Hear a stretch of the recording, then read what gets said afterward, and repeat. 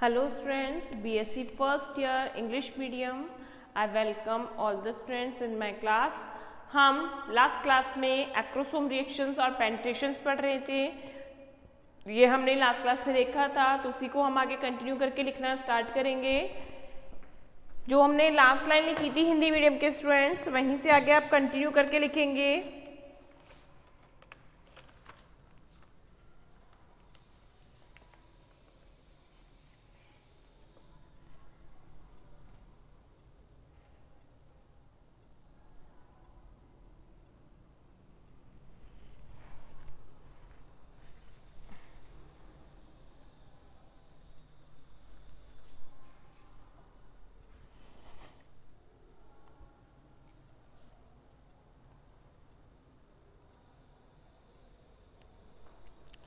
Line change करके next point में लिखेंगे एक्रोसोमल नलिका. एक्रोसोमल नलिका अंडाणु की प्लाज्मा झिल्ली के साथ संगलित होकर एक्रोसोमल नलिका अंडाणु की प्लाज्मा झिल्ली के साथ संगलित होकर अंडाणु को सक्रिय करती है.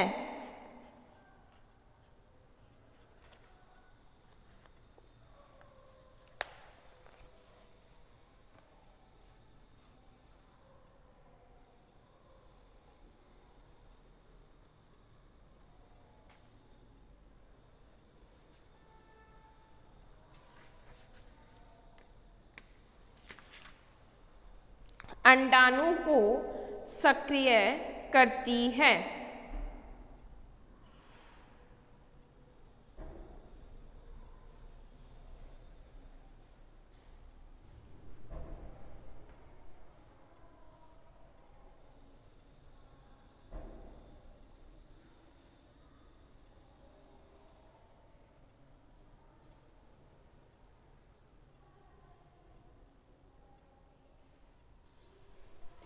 इंग्लिश मीडियम के स्टूडेंट आगे कंटिन्यू करके लिखेंगे.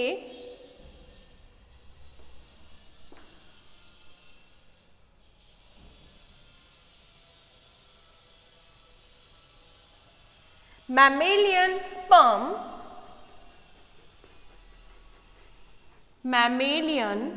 sperm carry various cell surface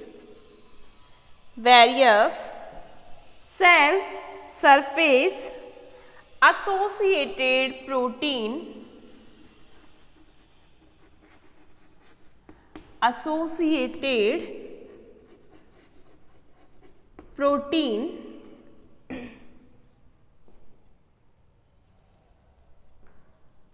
which are binding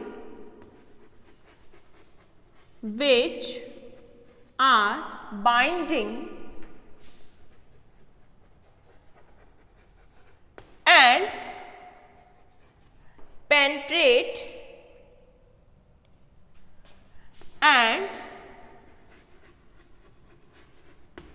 penetrating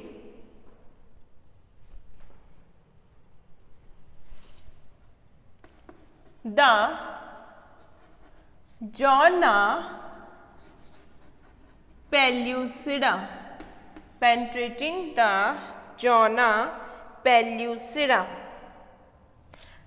At the same time,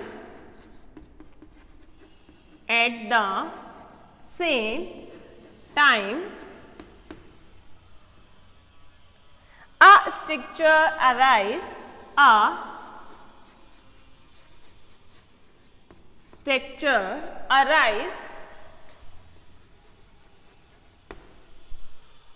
at the same time a structure arise from the posterior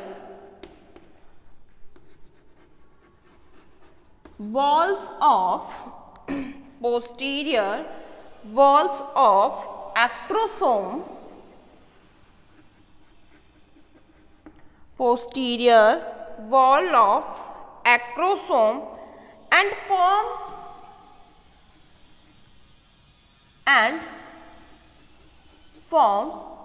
a elongated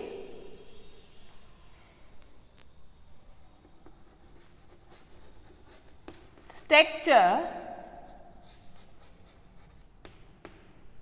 form a elongated structure as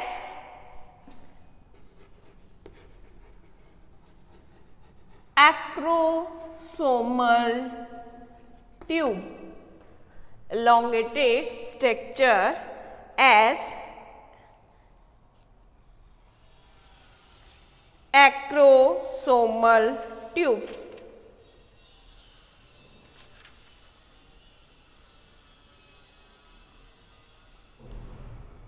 This acrosomal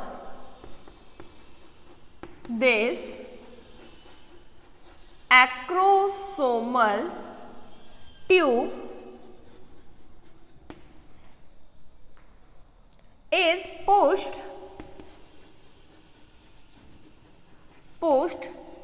through this acrosomal tube is pushed through the jelly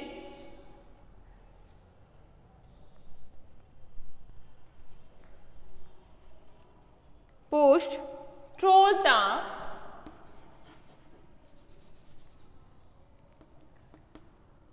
outer egg membrane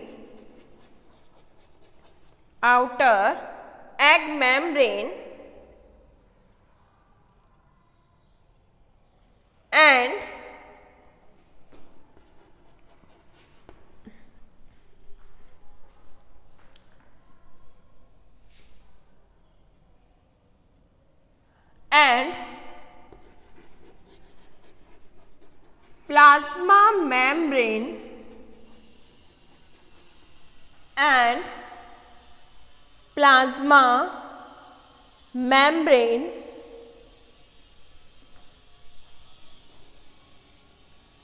is fused and ovum become active.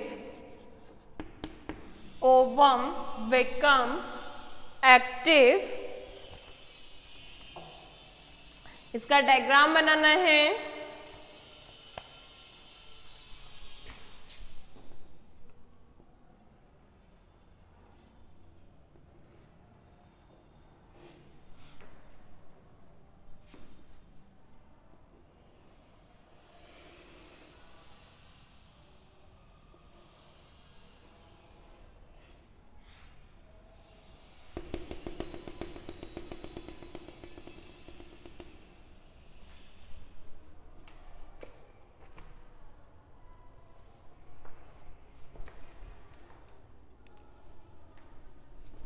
Diagram बनाएंगे दोनों ही Hindi medium और English medium के students.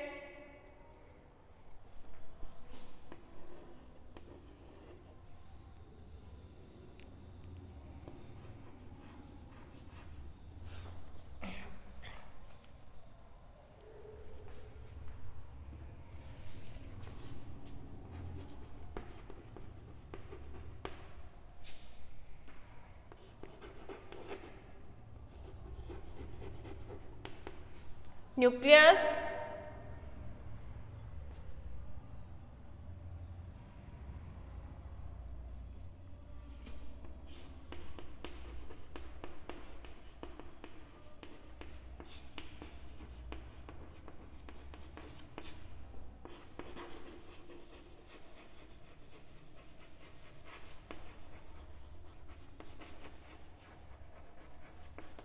ये क्या है?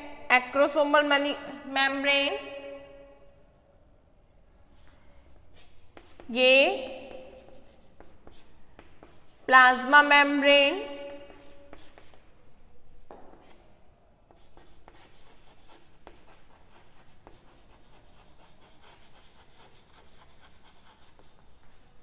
और इसमें ये क्या है,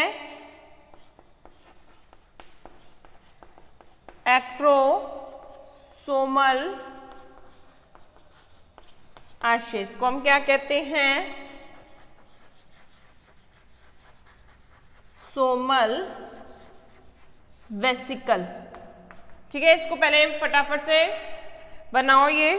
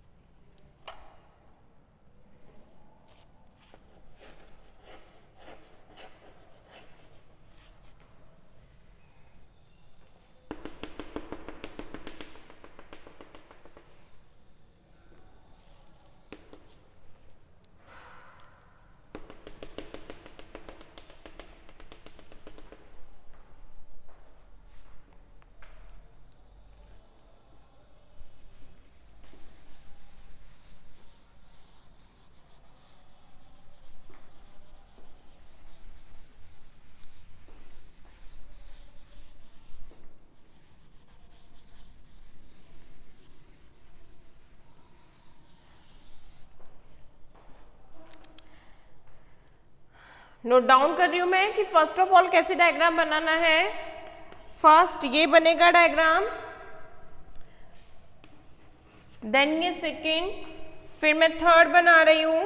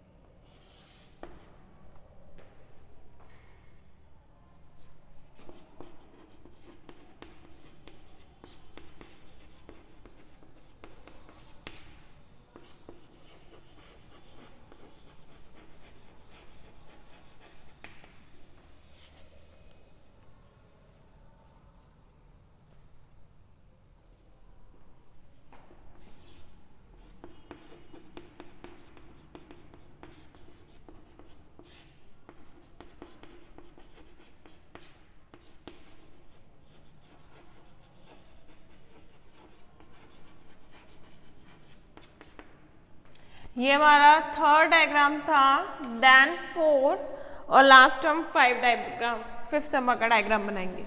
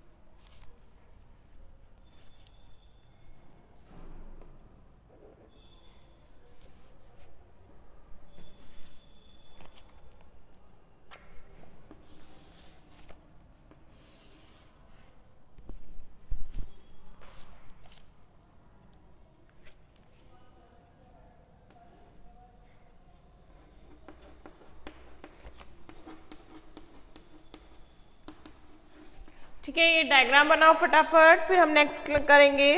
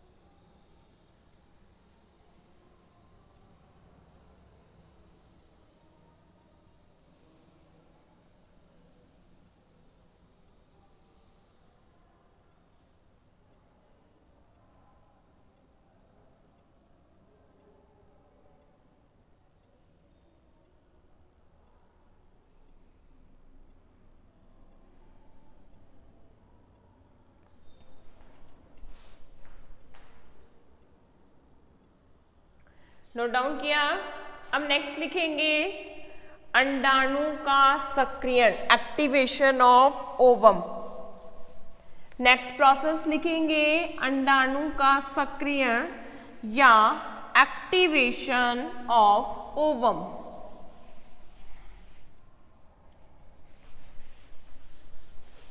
देखो, हमने इस डायग्राम में देखा कि जो एक्ट्रोसोमल ट्यूब है वो क्या करती है, जो अंडाणु झिल्ली को भेद कर कहाँ, ओवम के अंदर, यानी कि जो एग मेम्ब्रेन्स होती हैं उनको भेजकर कहाँ एंटर कर जाती है, ओवम की प्लाज्मा झिल्ली के या ओवम की प्लाज्मा मेम्ब्रेन के कांटेक्ट में आती है।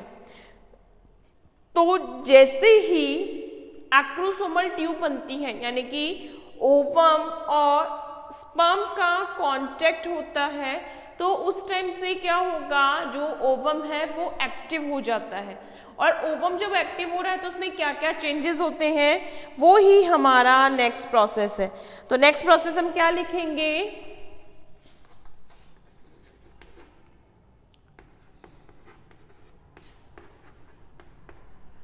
अंडाणु का सक्रियण, यानी कि activation of ovum, activation of ovum.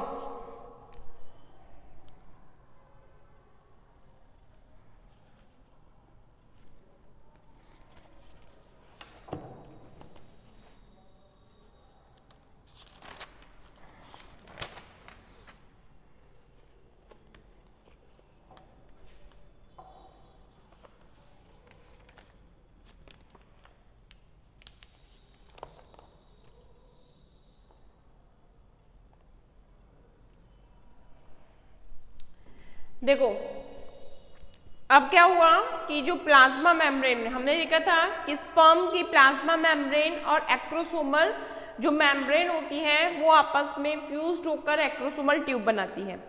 Acrosomal tube किसके कांटेक्ट में आती है, ओवम के में कांटेक्ट में आती है, ओवम में टच करती है, यानी कि उसको पेंट्रेट करती है, उसको भेदती है और अंदर जाती है। और जैसे ही ओवम में एक्रोसोमल ट्यूब्स की एंट्रिंग होती है तो क्या होगा, द एग बिकम एक्टिवेटेड। तो एग क्या हो जाता है, एक्टिव हो जाता है।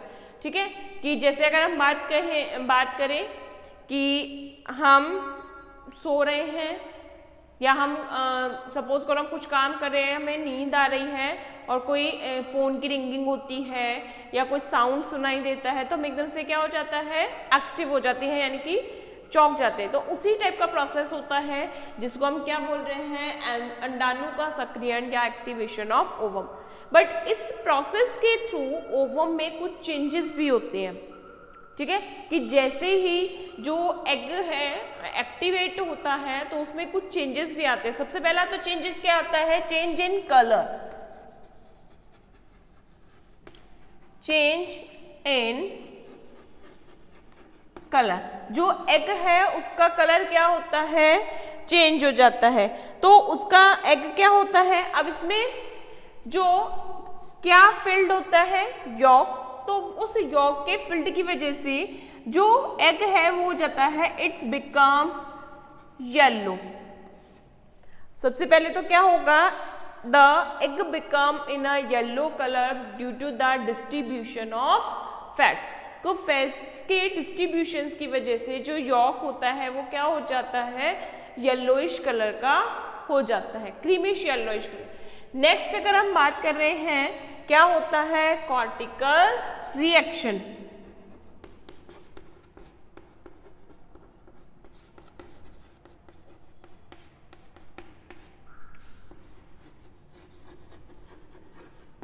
कॉर्टिकल रिएक्शन, ठीक है, कॉर्टिकल क्रियाएं। तो अब इसमें क्या होता है कि इसमें होगा कुछ चेंजेस होंगे, साथ के साथ इसमें होता है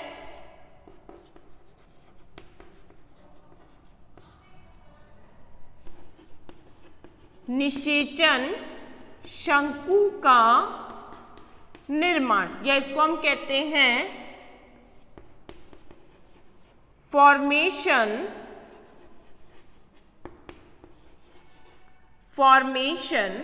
ऑफ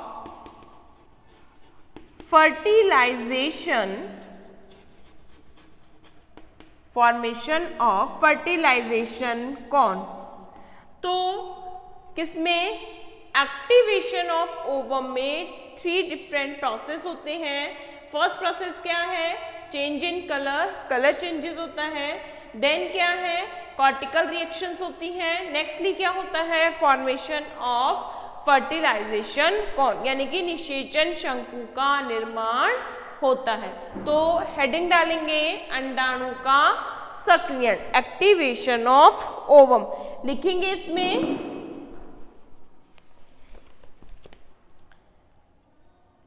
जब शुक्राणु की एक्रोसोमल नलिका, जब शुक्राणु की एक्रोसोमल नलिका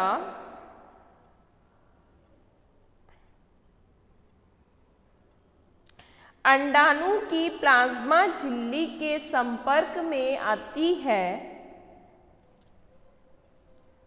अंडाणु की प्लाज्मा झिल्ली के संपर्क में आती है, तो ये दोनों झिल्लियां परस्पर, तो ये दोनों झिल्लियां परस्पर संगलित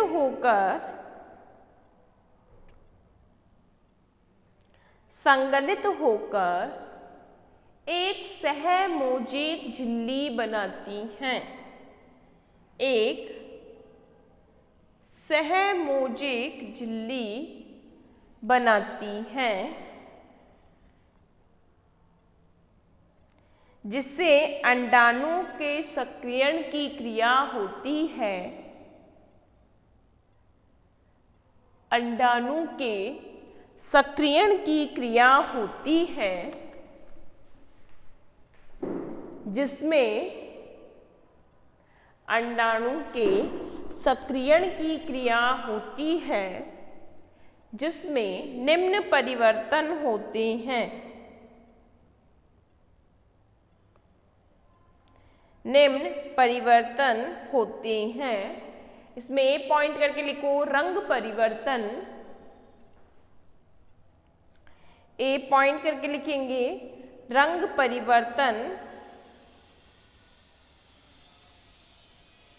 इसमें लिखेंगे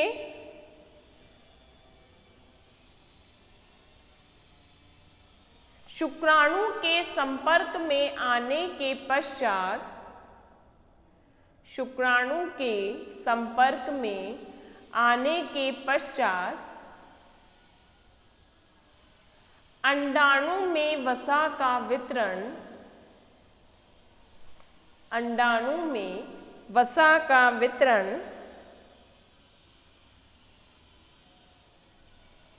समान हो जाता है, समान हो जाता है, जिससे अंडे का रंग पीला हो जाता है। जैसे फ्री हो ना तो एक नंबर सर से मिल लेना, ठीक है। जिससे अंडे का रंग पीला हो जाता है।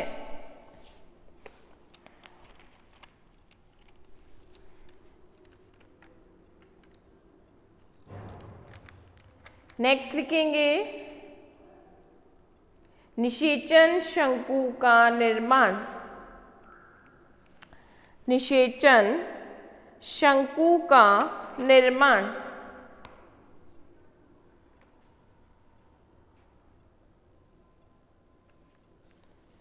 जब शुक्राणु की एक्रोसोमल नलिका, जब शुक्राणु की एक्रोसोमल नलिका व अंडाणु की प्लाज्मा झिल्ली, अंडाणु की प्लाज्मा झिल्ली परस्पर संगलित होती है, परस्पर संगलित होती है, तो इनके संपर्क स्थल पर, तो इनके संपर्क स्थल पर अंडाणु का कोशिका द्रव्य फूलकर, अंडाणु का कोशिका द्रव्य फूलकर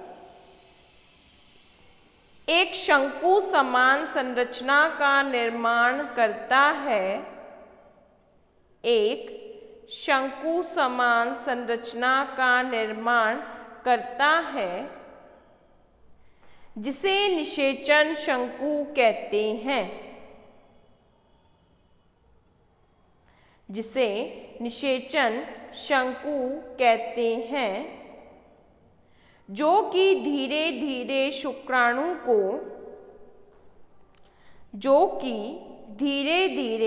शुक्राणु को अपने में निगल लेता है। अपने में निगल लेता है। ठीक है, इसके आगे की क्लास जो टॉपिक है वो हम नेक्स्ट क्लास में करेंगे। Thank you students.